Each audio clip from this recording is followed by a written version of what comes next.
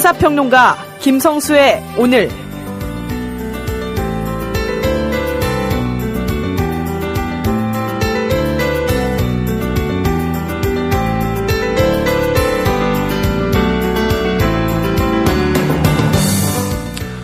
이제는 초여름의 더위를 방불케 하는 4월 26일 오늘 김성수 인사드립니다.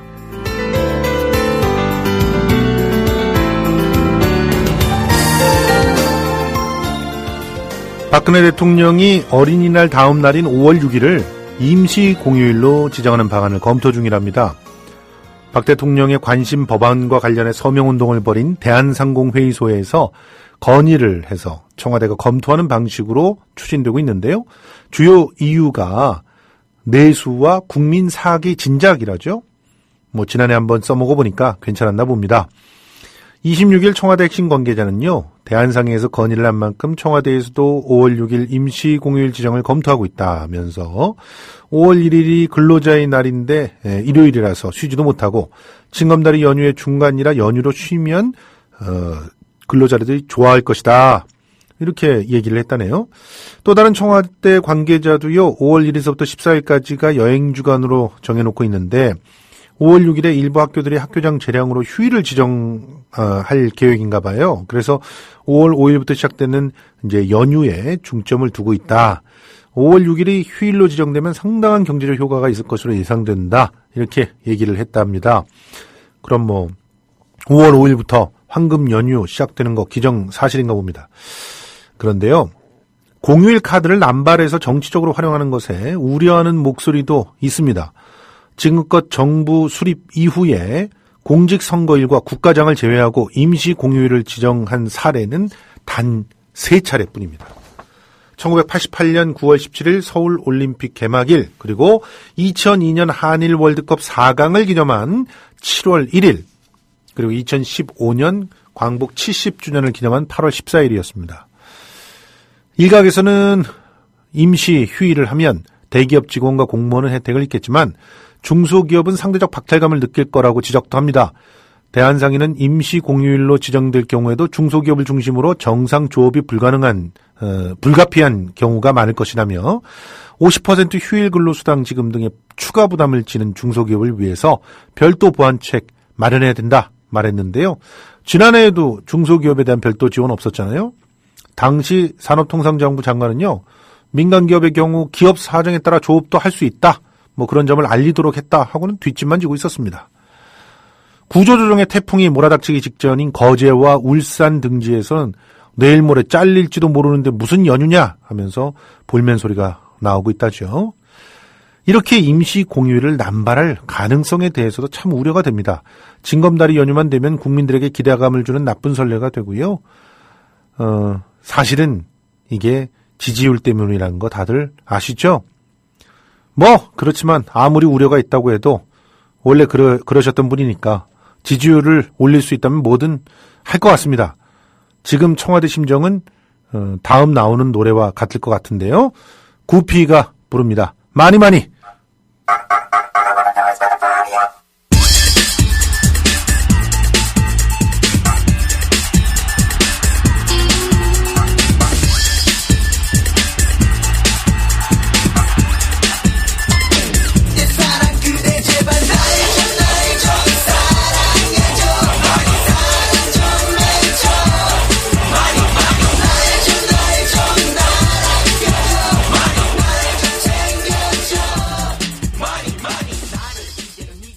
대한민국 투어. 우리 국민TV 남덕수 조합원님께서 운영하시는 이 대한민국 투어. 이분이 20년 경력의 베테랑입니다. 이분의 어떤 경험을 여러분께서는 그냥 버스에 앉아가지고 다 빼먹는 거예요. 20년 동안 쌓아둔 그 빅데이터. 그렇죠. 버스가 이제 28인승 최고급 리무진 버스도 있고 45인승 좀 더 많은 분들이 타실 수 있는 이런 버스도 있으니까 고급진 여행도 바로 남덕수 조합원님과 함께라면 가능하다. 문의 전화는요 1599-2686번입니다. 1599-2686 버스 여행하면 2686이 딱 생각이 나네요, 벌써. 네. 1599에 2686번 아니면 네이버나 다음 같은 그 검색창에서 대한민국 투어 이렇게 검색하셔도 되고요. 그리고 웹사이트 대한민국 투어 한글로 쓰시면 됩니다. 대한민국 투어.kr 이렇게 검색하셔도 언제든 들어가실 수 있으니까 우리나라 국내 여행들도 많이 애용하시기 바라겠습니다. 대한민국 투어였습니다. 4월 26일 김성수의 오늘 순서입니다. 뉴스 브리핑 김일아 아나운서와 진행을 하고요. 그리고 오늘 긴급히 진짜 인터뷰 마련했습니다. 여러분도 잘 아시는 고상만 인권운동가 고상만 씨와 전화 연결해서요. 어저께였죠. 해병대에서 자주포가 전복되는 바람에 또 귀중한 우리 군인 2명이 목숨을 잃었습니다. 5명이나 다쳤죠. 이 자주포 전복 사고 9년 전에도 비슷한 일이 있었답니다. 왜 이런 일들이 자꾸 벌어지는 걸까요? 그리고 도대체 이 자주포가 K9이 아닙니다. 그러니까 이미 폐기돼야 될 자주포였던 걸로 알고 있는데 왜 이런 낡은 자주포를 쓰면서 우리 군인들 어떻게 보면 우리 자식들 아닙니까? 우리 자식들의 생명을 이렇게 죽이는 걸까요? 한번 알아보도록 하겠습니다. 그리고 정가산책은 한겨레 신문의 하호영 기자와 진행을 하고요. 지금 새누리당에서도 당선인 대회가 있었고 지금 국민의당 또 더불어민주당 당선인들이 모임을 가지면서 그 가운데에서 일정한 그 가닥들이 좀 잡히고 있는 것 같습니다. 이런 상황들 좀 전해듣도록 하고요. 오늘은 경제 뉴스 브리핑이 있는 시간이죠. 한국경제TV 이인철 기자와 함께 다양한 경제 뉴스들 정리해 보도록 하겠습니다. 자, 오늘도 시사 퀴즈에 참여해 주시는 분들께 티켓, 오늘은 지난 어제서부터 시작해서 일주일 동안 그 가족 뮤지컬이라고 해야 되죠. 동요 콘서트 구름빵 티켓을 여러분께 4장 가족권을 선물해 드리고 있습니다. 이 동요 콘서트 구름빵은 뭐 이미 너무나 잘 알고 계시는 애니메이션이자 또 동화책이었죠. 그림 동화책이었던 구름빵을 원작으로 하고 있는 작품인데요. 잘 알려져 있는 동화를 이런 그 뮤지컬을 컴필레이션 뮤지컬이라고 하는데 잘 알려져 있는 동요를 뮤지컬 넘버로 바꿔서 신나게 따라 부르면서 같이 볼 수 있는 그런 작품입니다. 예술극장 나무와 물에서 진행이 되고 있고요. 이렇게 시사 퀴즈 방송하는 생방송 시간에 참여해 주셔도 그 중에서 한 분, 그리고 나중에 다운로드나 스트리밍을 통해서 나중에 들으셨다가 댓글로 참여해 주셔도 그분께도 한 분, 이렇게 2분께 각각 4장의 가족권을 드리도록 하겠습니다. 자, 오늘의 시사 퀴즈입니다. 오프닝에서도 알려드렸듯이 5월 6일을 이런 날로 지정을 하려고 대통령이 거의 검토를 하고 있는데 뭐 결정이 될 것 같아요. 우리나라에서는 여태껏 정부 수립 이후에 3번의 이 날이 지정돼 있었습니다. 임시로 모든 국민들이 쉬게끔 하는 그런 날인데요. 뭐 보통 선거가 있을 때는 이런 날로 지정을 하죠. 이런 날이 지정이 되면은 내수도 진작이 되고 여러모로 경제적 효과가 유발이 되는데 2조씩 된다 이러면서 최경환 예전에 부총리가 얘기를 하기도 했었죠.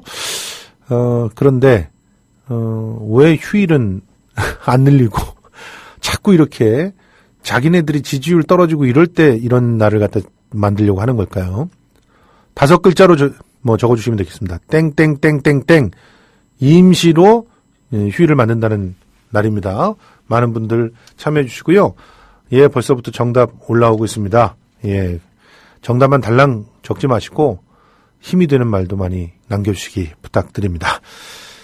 자, 그러면 김일아 아나운서 어서 오세요. 네, 안녕하십니까? 예, 오늘 정말 김일아 아나운서는 어디론가 떠나실 분 같습니다.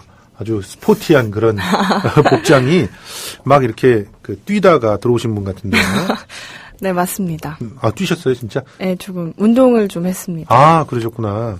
제가 나름대로 안목이 있습니다. 자, 바로 이 얘기인데 정부가 5월 6일을 이날로 지정을 할 것 같다면서요. 그렇게 되면 나흘 동안 황금 연휴가 되는 거죠? 네, 그렇습니다. 정부가 다음 달 6일을 이날로 지정할 것으로 알려졌습니다. 5월 6일이 이날로 지정되면 어린이날인 5일부터 일요일인 8일까지 나흘간 연휴가 됩니다. 정부 관계자는 오늘 연합뉴스와의 통화에서 오는 28일 박근혜 대통령이 주재하는 국무회의에 5월 6일을 이날로 지정하는 안건을 상정하기로 했다고 밝혔습니다. 정부는 5월 6일을 이날로 지정하는 방안을 긍정적으로 검토하고 있습니다. 주무부처인 인사혁신처는 관련 부처인 문화체육관광부로부터 5월 6일을 이날로 지정해달라는 요청을 받으면 곧바로 안건 상정을 위한 작업에 들어갈 계획입니다. 예, 사실은 앞에서 오프닝에서도 충분히 말씀드렸으니까요.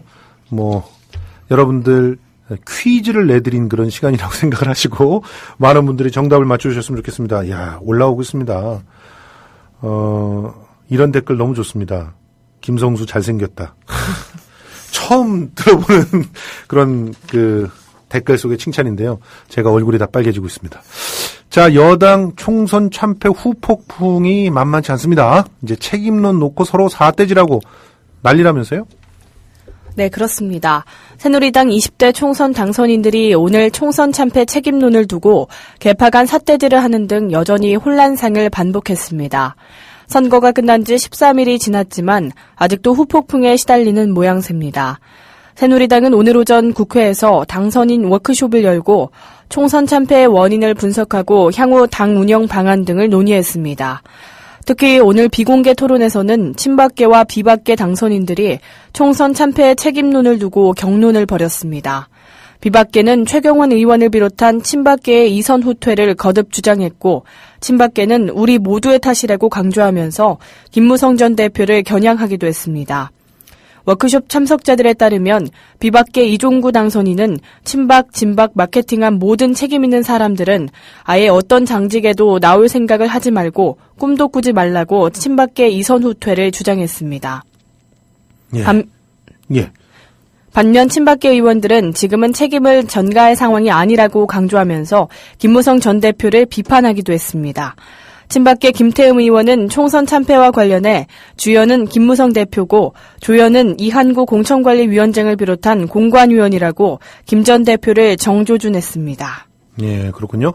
지금 김무성 대표는 아직까지 나타나고 있지 않아요. 그래서 이후에 정가산직 시간에 어디가 계신 건지 왜 나타나고 있지 않는 건지 이런 것들도 좀 한번 짚어보도록 하겠습니다. 아무튼 아직까지 좀 마무리가 다 안 될 것 같네요. 서청원 의원이 또 이 자리에서 얘기를 좀 했군요. 그래서 주목을 받고 있는 것 같은데요. 네, 그렇습니다. 새누리당 친박계 맏형 서청원 의원은 오늘 차기 국회의장 문제에 대해 일부 신문에서 의장 이야기 나오는데 야당이 우리에게 안 준다. 다 접어야 한다고 말했습니다. 서 의원은 오늘 오전 국회에서 열린 당선인 워크숍에 참석해 이같이 밝혔습니다. 그는 젊은 마음으로 당을 새로운 지도부가 이끌어 나갈 때 당이 집권 여당으로서 마지막 역할을 할 수 있지 않겠느냐며 나도 훌훌 털어내겠다. 나도 욕심 없다. 대권 꿈 없다고 국회의장직에 마음을 비웠음을 거듭 강조했습니다. 그는 특히 이 시점에 맞는 우리 당 인재가 나서 야당과 대화와 타협을 통해 상생하는 그런 인물로 앞으로 원내대표와 당대표를 채울 때 가능성이 있다고 본다며 친박 이선 후퇴론에 힘을 실는 듯한 발언을 하기도 했습니다. 그는 우리는 대화와 타협을 통해 야당과 공생하는 전략으로 나가자며 저도 여러분과 많은 대화를 나누겠다. 다 훌훌 털겠다고 강조했습니다. 이 말만 보면은 이선 후퇴를 하겠다는 것 같은데 왜 사태질을 하고 싸우셨을까 참 궁금하기만 합니다. 자, 이제 시사 사건들 좀 얘기를 해보겠습니다. 검찰 포토라인에선 옥시 전 대표 얘기네요. 신현우 전 옥시 대표가 드디어 검찰 조사를 받기 위해 출석을 했는데 피해자들이 그냥 우리 아이 살려내라고 눈물바다를 이뤘다죠. 네, 그렇습니다. 가습기 살균제 사망사건 핵심 피의자인 신현우 전 옥시 대표가 검찰 조사를 받기 위해 출석한 오늘 서울중앙지검 앞은 5년의 기다림을 가진 가습기 살균제 피해자들로 이른 아침부터 분주했습니다. 새벽부터 청사 앞에 머물며 혹시 모를 신 전 대표의 기습 출석에 대비하던 피해자들은 출석 시간이 임박한 오전 9시 20분부터 미리 준비한 펼침막을 나눠 가지며 신 전 대표 출석을 기다렸습니다. 신 전 대표는 9시 42분쯤 모습을 드러냈습니다. 포토라인에 선 신 전 대표는 카메라를 통해 가습기 살균제의 유해성을 몰랐다고 말했습니다. 신 전 대표 뒤로 펼침막을 들고 서 있던 한 피해자의 그렇게 안전했으면 당신이 썼어야지라는 외침이 이어졌습니다. 1년 아니 6개월만 써봐라. 너무 많은 사람이 죽었다. 우리 아빠 살려내라는 말들이 쏟아졌습니다. 쏟아지는 질문에 굳은 표정으로 답하던 신 전 대표는 피해자들에게 하고 싶은 말을 묻자 피해자와 유가족에게 진심으로 죄송하다고 말한 뒤 청사 안으로 들어섰습니다. 신 전 대표가 자리를 뜨자 피해자들의 울음소리는 더 커졌습니다. 한 피해자는 취재진을 향해 너무 억울합니다. 살인죄로 꼭 처벌을 부탁드립니다. 라고 말하며 눈물을 닦았습니다. 또 다른 피해자는 바로 옆에 피해자가 있었는데 사과 한마디가 그렇게 어렵고 힘든 건가? 정말 자기들이 용서를 바란다면 피해자들 앞에 나서서 사과해야 하는 거 아니냐라고 목소리를 높이기도 했습니다. 그렇습니다. 정말 사람이라면 사과를 해야 되는 거 아니겠습니까? 자기 책임이 아니더라도 말이에요. 답답합니다. 자, 서울 인구가 자꾸 줄고 있다네요. 지금 1000만 시대가 막을 내렸다 그러죠? 네, 그렇습니다. 서울 인구 1000만 명 시대가 거의 30년 만에 막을 내렸습니다. 최근 몇 년간 치솟는 전셋값에 서울 외곽으로 살 집을 찾아 떠나는 사람들이 늘어나면서 서울 인구는 급감하기 시작했습니다. 통계청이 오늘 발표한 3월 국내 인구 이동에 따르면 서울시는 지난 3월 재외국민을 제외한 서울시 인구가 999만 9,116명으로 집계됐습니다. 3월 한 달 동안 8,820명이 서울을 빠져나갔습니다. 서울시 인구는 1980년대 후반 1,000만 명을 돌파해 1992년 1,093만 5,230명을 기록하면서 최고점을 찍었습니다. 이후 2005년까지 완만하게 감소하다 지난 2010년까지 다시 증가하기 시작했습니다. 하지만 최근 서울 지역의 전세난이 계속되면서 탈서울 현상이 시작됐습니다. 예, 그렇습니다. 서울이 이제 줄어들고 있고요. 이제 수도권, 그러니까 서울 인근의 경기 지역의 인구가 아주 급증하고 있습니다. 이런 상황에서 점차 교통난은 심해지고 있고요. 전세난 가속되고 있는데 과연 어떤 뾰족한 대책들이 나올 수 있을지 참 걱정스럽기만 합니다. 아무튼 서울이 1000만이 안 된다라고 하는 건 그만큼 경기도의 밀집이 늘어난다고 하는 것이니까요. 이에 대한 특단의 대책들이 좀 필요한 것 같습니다. 오늘 고생 많으셨습니다. 김인아 아나운서, 지금까지 그 뉴스 브리핑의 김인아 아나운서였습니다. 고맙습니다. 월간 다운로드 수 1000만, 팟캐스트계의 에이스, 국민 라디오가 광고주를 찾습니다.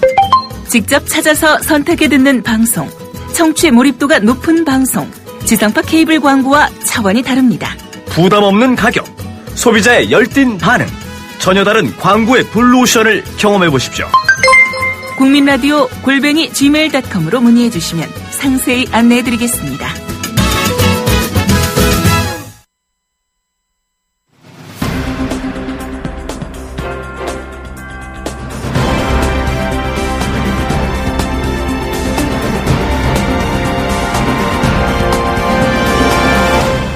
김성수의 오늘, 이제는 진짜 인터뷰입니다. 예, 예고해 드린 대로 고상만 인권운동가와 전화 연결되어 있습니다. 안녕하세요. 예, 안녕하세요. 고상만입니다. 예, 예. 제 프로그램에 처음으로 출연을 해주시는 것 같습니다. 축하드립니다. 예, 고맙습니다. 지금 그 해병대에서요, 예. 자주포를 훈련하는 가운데 전복이 돼가지고 예. 2명의 꽃다운 또 예. 목숨이 예. 그 유명을 그렇죠. 달리하는 그런 일들이 있었습니다. 예. 이 일이 이전에도 있었다면서요? 2007년 3월이죠. 그러니까 예. 정확히 9년 1개월 전에 당시에 같은 지점에 길등제라고 하는 곳인데요.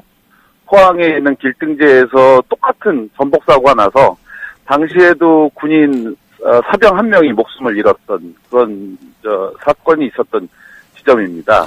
지금 이 곳을 보니까 이제 포장돼 있다가 갑자기 비포장으로 가면서 거기서 이제 회전을 하게 되면 자주포 같은 경우는 무게가 굉장히 많이 나가고 회전 반경이 26톤, 넓잖아요. 그렇죠. 26톤인데 예. 먼저 이제 이 방송 듣는 분들에게 자주포가 뭔지를 잘 모르는 분이 있을 수 있거든요. 아, 예, 좀 설명해 주시죠. 예.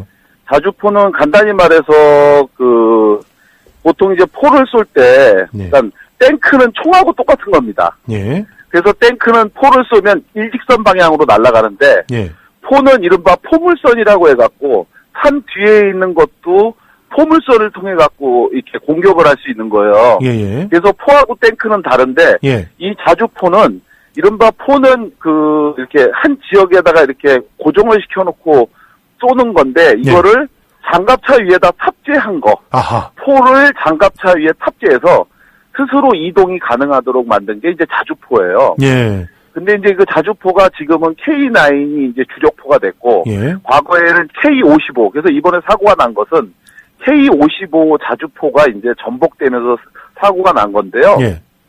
근데 이제 이런 겁니다. 사고라고 하는 건 나서는 안 되지만 어떤 불행한 사고를 통해서 나는 것을 예. 어떻게 할 수는 없어요. 그렇죠. 사실은. 사고가 난다 그러면 막을 수는 없다는 그렇죠. 거죠. 예. 그러니까 사고라고 하는 것은 말 그대로 사고니까. 예. 그런데 중요한 것은 사고가 난 것에 대해서 어떻게 대응하느냐에 대한 문제인데 예. 바로 이 지금의 문제도 똑같은 거예요. 그러니까 예. 당시에 이게 비포장 도로에서 이제 회전을 하다가 중심축을 잃어갖고 떨어졌었던 그렇죠. 예, 거거든요. 예. 근데 그 사고가 또 똑같이 나서 그때는 한 명이 목숨을 잃었는데 이번엔 두 네. 분이, 예. 그렇죠. 비극은 두 명이 난 거고 더군다나 21살, 22살 하사와 상병이 이제 목숨을 잃은 건데 네. 저희는 단순히 숫자로만 이야기를 하고 있지만 이 사고의 당사자가 된 유족분들의 심정은 지금 뭐라 말할 수 없는 참담한 심정인데 예, 예.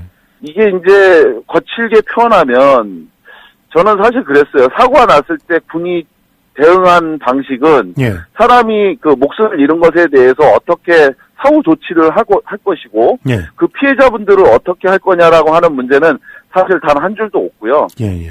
그래서 그 피해자 유족이나 이런 분들에 대해서 병원을 어디로 옮겼고 이분들에 대해서 어떻게 예우하고 이런 건 없고 크레인을 동원해서 자주포를 끌어내고 있고 사고 현장에 대해서 뭐 어떻게 됐다 뭐 이런 얘기만 하고 있어요 지금. 그렇습니다. 예. 이게 군인이 사고가 나고 사망 사건이 나면 통상 이런 식인데 예. 저는 이렇게 생각을 해요. 지금 이 문제와 관련해서 운전병의 과실이니 뭐니를 따지고 얘기하고 있는데요. 예. 저는 2007년도 3월 그 사건이 난 이후에 예. 도대체 뭘 했는지에 대한 추적 조사가 좀 필요하다. 그렇습니다. 예. 예, 그때 그 사고가 난 것에 대해서 어떻게 문제점을 적출해냈고 예. 그에 따라서 어떻게 이 문제를 해결할 거냐가 향후에 다시 9년 후에 예. 유사한 사고를 내지 않는 길이다라고 저는 생각하고 있어서요. 예, 예. 이 문제와 관련해서 군이 단순히 사고가 난 것에 대해서 또 운전병에 대해서 그것이 잘못이네 실수네 이런 얘기만 한다면 그거는 옳은 해결책이 아니다 이렇게 생각합니다. 지금 중요한 것 두 가지를 지적해 주셨는데 하나는 군인이 분명히 사람인데 그렇죠. 아직도 우리 한국 대한민국 군대에서는 군인을 무슨 도구 취급을 해요. 숫자예요, 숫자. 숫자나 무슨 그러니까 총 이런 물품 그래서 사라지면 분실 이렇게 우스갯소리 하잖아요. 근데 분실은 이제 방위병을 그런가요? 거고 예. 어쨌든 이제 물자 중에서도 군인에 대해서는 제가 이제 과거 국방위원회 김광진 의원실에 있었을 때 이 문제와 관련해서 물자가 1종부터 10종까지 있어요. 예. 그래서 1종부터 10종이 도대체 뭐냐를 갖다가 쭉 따지니까 1종은 총기류, 2종은 의복, 3종은 쌀 이런 식으로 이제 쭉 얘기가 나가는데 네. 맨 마지막에 사병에 대해서는 네. 물자 10종으로 분류하는데 예. 그냥 살아있는 군인에 대해서는 물자로 분류하지 않지만 군인이 사망하면 그 시신을 예. 10종으로 분류를 했었어요. 맞아요. 그 10종에 분류가 된 건 바로 뭐냐? 그 10종이 시신인데요. 예. 군인이 사망하면 물자 중에서 10종으로 분류를 해갖고 그 10종의 군인을 어디다 두냐면 예. 장례식장 있지 않습니까? 예. 예, 시신 보관 이것을 어느 부대든 가보면 아시겠지만 예. 그 폐기 재활용 물품 옆에 그러니까 그 재활용 그 분리수거장 옆에 늘 장례식장을 이렇게 둡니다. 참 그게 정말 뭐냐면 예 폐기물하고 이제 시신을 같은 물자 동급으로 10종으로 취급한다는 거 분류하고 아닙니까 지금? 물자 10종이에요 그게 아. 폐기물하고 시신이. 그래서 이제 저는 이거에 대해서 저는 군을 정말 바꾸기 위해서는 결국은 우리 국가와 국민의 목숨과 재산을 지키기 위해서 군이 운영되고 있는 건데 예. 지금 이 사건과 관련해서 저는 자주포 K55 예. 이거를 크레인으로 구했다고 하는 기사가 먼저 나가는 거 이걸 네. 보면서 굉장히 가슴이 아팠고 예. 그 정말 이 사람 2명의 군인이 예. 사고는 날 수 있다라고 하는 식의 개념으로 군이 또다시 접근한다면 예. 이거는 앞으로 또 유사한 사고가 날 수밖에 없는 예. 이유가 될 거다. 그래서 이번에 그 안전사고, 국내 사망사고나 이런 것들에 대해서 다시 한번 재점검하는 그런 계기를 삼아야지만이 된다. 예. 이렇게 생각하고 있습니다. 일단 지금 그 말씀하신 첫 번째 그 건이 우리 군인에 대해서 어떻게 대접하고 있고 그 예. 군인의 죽음을 어떻게 보고 있는가. 이게 예. 우리가 뭐 영화지만 네. 미국에서 그 일병 하나를 갖다가 어떻게 생각하는지를 예, 너무나 라이언 일병 예, 구하기요? 라이언 일병 구하기에서 잘 봤잖아요. 예. 미국은 물자로 취급한다면 죽은 그 군인의 그 사체들이나 혹은 유골들을 그렇게 받아오려고 노력을 하지 않을 거 아닙니까? 근데 지금 맞습니다. 우리나라는 군인들에 대해서 너무나 형편없는 취급을 하고 있으니까 이것이 결국 뭐 군대 가기 싫다는 그런 마음으로도 이어지고 전반적으로 군의 사기를 떨어뜨리는 그런 형태로 나오고 있지 않겠어요? 군대 가기 싫은 것보다 군대 보내기 싫은 부모의 마음이 더 간절한 상황인데요, 사실은. 그렇습니다. 그 당사자는 감옥 가야 되니까 어쩔 수 없지만. 근데 예. 저는 이렇게 생각해요. 그러니까 부모가 자식을 낳고 키우고 가르쳐서 예. 먹이고 그렇게 해서 장성한 아들을 전 세계 어디에서도 볼 수 없는 가장 최고급의 자원으로 키워낸 게 우리 국민이거든요. 그렇죠. 예, 저기 학구열 공부 이거 굉장히 높잖아요. 우리 아니 과외까지 세계적으로 시키면서 사병들이 이렇게 그러니까 탁월한 인재들이 수준 있는 높은, 군대가 어디 있습니까? 그러니까 수준 높은 그런데 그렇게 해서 보낸 아이가 예. 그래서 유일한 땅이요 또 하나의 하늘이라고 하는 각각의 자식들을 예. 국가를 믿고 보냈는데 예. 그 아이들을 이렇게 허망한 안전사고로 인해서 목숨을 잃게 됐다면 그렇다면 사실은 자주포를 또 얘기하지만 예. 자주포를 끌어냈네 뭐네 이게 더 중요한 게 아니고 그렇습니다. 그 아이들을 어디로 어떻게 했고 그 부모들에게 어떻게 예우하며 극진히 위로하고 다시는 이런 사고가 없도록 한다는 예. 어떤 게 있어야 되는데요. 예. 하나만 더 근데 여쭤보고요. 예. 지금 사실 이 K9 자주포가 우리 주력 자주포지 않습니까? 예. 근데 왜 K55가 아직도 지금 이 K55는 85년도에 실전 배치되기 시작했던 거예요. 예, 그렇죠. K9이 배치되기 시작한 게 99년서부터 시작했으니까 예. 지금 벌써 17년 정도 배치를 했는데도 아직까지 K55가 남아 있었다는 겁니까? 이게 뭐 낡았다고 해서 다 폐기하는 건 아니겠지만 낡기 때문에 지금 보면 여러 면에서 뭐 회전 반경도 그렇고 보니까 뭐 그렇죠. 속도도 그렇고 뭐 그런 그 위험한 그 길에서는 K9이었으면 안 떨어졌을 거라는 그런 분석들이 가능하거든요. 근데 왜 이걸 아직까지 다 교체를 못 하고 이런 사고가 나는 것이죠? 사실은 가장 큰 문제가 이번에 이제 이 사고 났을 때 많은 네티즌들이 한 얘기가 예. 북한은 그 없는 그러니까 100배 우리나라가 흔히 얘기하기를 북한이 정확하게 자기네들 국방비 예산을 공개하지 않기 때문에 정확한 추산은 안 되지만 약 100배 정도를 우리가 더 많이 국방비를 쓰는 걸로 알려져 있는데요. 예. 그런데 그런 상황에서 북한은 핵무기를 개발하고 한다고 하는데 맞아요. 대한민국은 이게 지금 뭐냐 이 꼬라지가 뭐 이런 얘기도 하더라고요. 그런데 예. 아, 사실은 6조를 넘게 들여가지고 침대를 바꾸지 못하지 않습니까, 우리가? 6조 8천억 들였는데, 사병들에게 침대 한 대씩을 못 줬어요. 이게 사실은 정말 심각한 게 저는 이렇게 생각을 해요. 북한의 핵무기보다 더 무서운 것은 예. 사실 우리나라의 방산비리입니다. 예. 방산비리로 인해서 아무리 많은 돈을 투자해도 그 큰 사업을 할 때마다 늘 빠지지 않는 방산비리 터지는 건데요. 이번에도 이 K55 자주포 같은 경우도 문제지만 K9도 예. 지난번에 연평도 포격 사건이 났을 때 맞아요. 그때도 그 당시에 K9이 연평도에 5대인가가 있었는데 예. 기동한 것은 한 대밖에 없었다는 거잖아요. 오작동 됐다는 거 아니에요? 그러니까 나머지는 고장나서 작동도 안 되고 그런 상태에서 했는데 예. 저는 지금 우리나라 국방부가 예. 정말 전쟁을 수행하는 그런 부서냐라는 데 굉장히 깊은 회의감을 갖고 있어요. 예. 예. 지금 현재 우리나라에 있는 주력 총기 K1, K2나 예. M16 같은 경우가 이미 그 소모 기간이 훨씬 지났는데도 불구하고 네. 올해 국방비 예산에서 그 총기를 구입하는 비용이 1원도 책정돼 있지가 않아요. 근데 우리나라는 세계 거의 4위 규모의 방위비를 쓰고 있지 않습니까? 국방비를? 그러니까 저는 정말 이게 만약에 전쟁이 나면 예전에 6.25 전쟁 때 중공군이 인해 전술로 내려오면서 총을 하나씩 줄 수 없다고 하니까는 꽹가리 하나씩 주고 맞아요. 한 것처럼 대한민국도 이거 전쟁이 나게 되면 과연 총기를 쓸 수 있냐. 그리고 더군다나 우리나라가 항토 예비군 제도가 있잖아요. 그렇죠. 그래가지고 전쟁 시에 예비군을 동원하도록 돼 있는데 지금 현재 우리나라 총기의 그 현 숫자가요. 현역 군인들한테 나눠줄 만큼도 사실 부족하고요. 그렇습니다. 고장나서 방치되어 있는 총기가 굉장히 많이 있어요. 맞아요.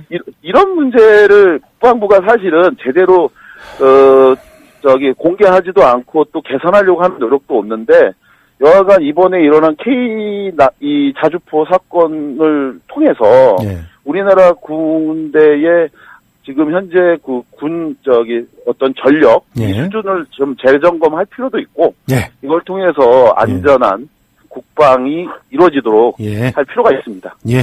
오늘 귀한 시간 내주셔서 고맙습니다. 시간이 좀 더 있었으면 더 재밌는 얘기가 많이 그렇습니다. 고맙습니다. 또 모시겠습니다. 지금까지 고상만 인권운동가였습니다. 국민 라디오 지지하는 4가지 방법 아시나요? 다운로드하기, 별점 주기, 댓글 달기, 구독하기. 국민 라디오를 보다 많은 이들에게 전할 수 있는 가장 손쉬운 방법. 다운로드하기, 별점 주기, 댓글 달기, 구독하기. 잊지 마세요. 다운로드하기, 별점 주기, 댓글 달기, 구독하기.